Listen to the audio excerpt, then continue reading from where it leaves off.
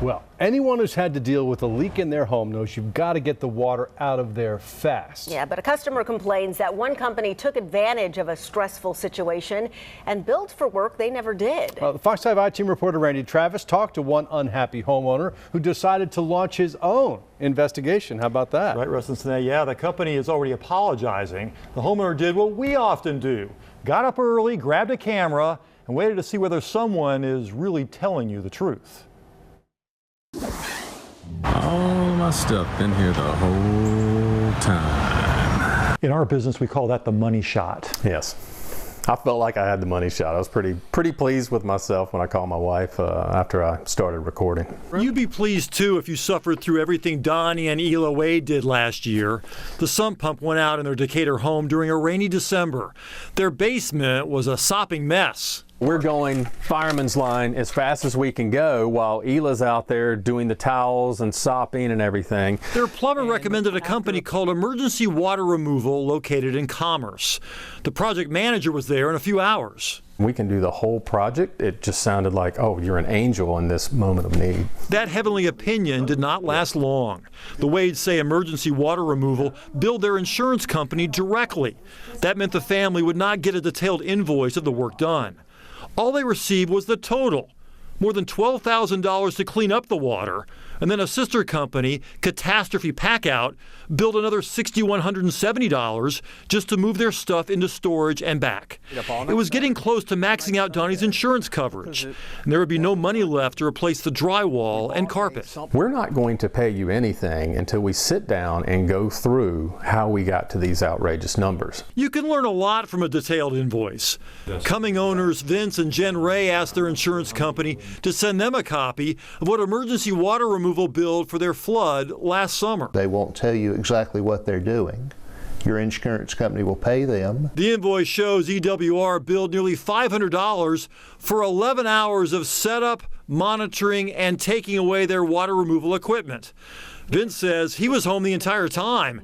He says EWR was there for a total of 1 hour, not 11. All the monitoring that was done by me, unfortunately. They complained to the Better Business Bureau that the company did not even pull up the carpet to clean the mold underneath. They're taking advantage of the fact that you're going through a very tough time. EWR did not dispute the number of hours they actually worked, but said they billed what was customary for a job like that and insurance paid.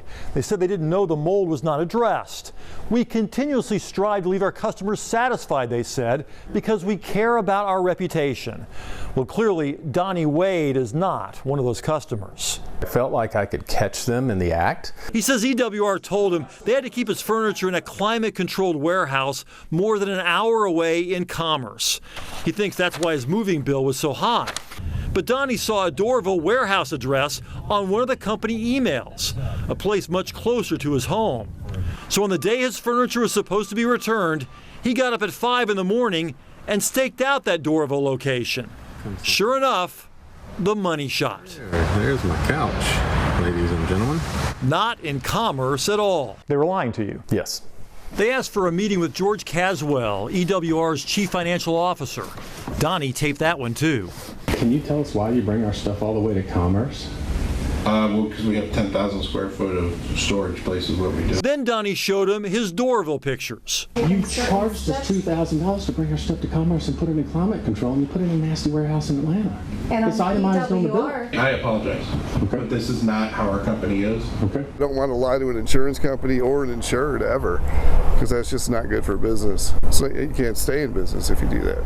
Tim Behan is George's brother and fellow owner. We talked outside that Commerce warehouse. Turns out it's only now being fitted for climate-controlled storage. They didn't actually have their furniture shipped all the way up here to Commerce. There's video evidence that your folks lied.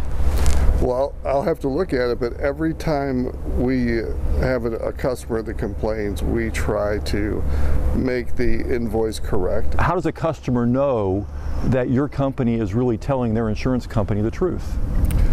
Because the adjuster is required to come out and look at the job site and look at the contents, and we give them full access and a reasonable right to inspect everything. Yet when we reviewed the Wade's moving bill, we noticed the insurance company paid almost $600 for the basement furniture to be moved a second time for ozone treatment.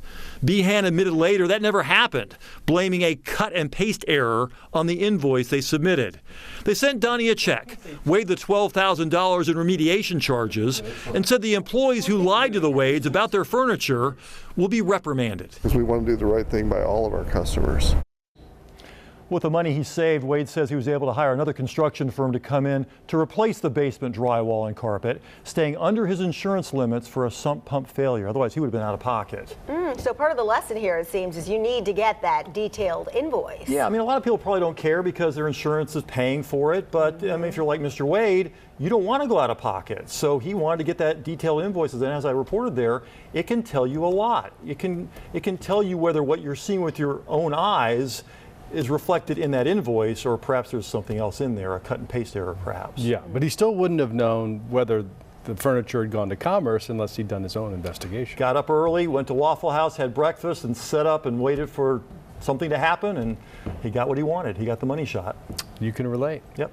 Randy, Thanks, Randy.